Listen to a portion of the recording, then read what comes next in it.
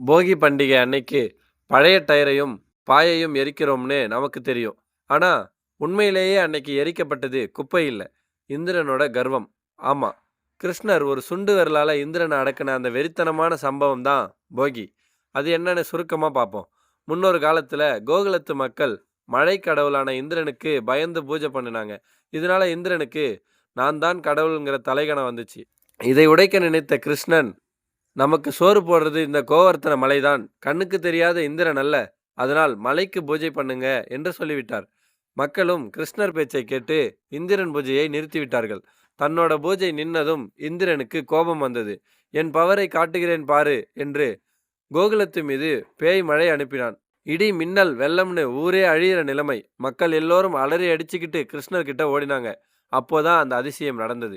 கிருஷ்ணர் அசால்ட்டா தன்னோட சுண்டு விரலால அந்த மிகப்பெரிய கோவர்த்தன மலையை தூக்கி ஒரு குடை மாறி பிடிச்சார். தொடர்ந்து 7 நாட்கள் மழை பெய்தும் மக்கள் மேல ஒரு சொட்டு தண்ணி கூட படல. இந்திரன் தோத்து போய் கர்வம் அழிஞ்சு கிருஷ்ணர் காலில் வந்து விழுந்தான்.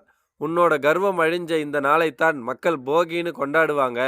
அன்னைக்கு தீய எண்ணங்களை எரிச்சு புதுசா வாழுவாங்கன்னு கிருஷ்ணர் வரம் கொடுத்தார். ஸோ நண்பா, போகிங்கிறது வெறும் பழைய பொருட்களை எரிக்கிறது மட்டும் இல்லை, நமக்குள்ள இருக்கிற நான் என்ற ஈகோவையும் பொறாமையும் எரிச்சு விட்டு ஃப்ரெஷ்ஷாக வாழ்றது தான் உண்மையான போகி.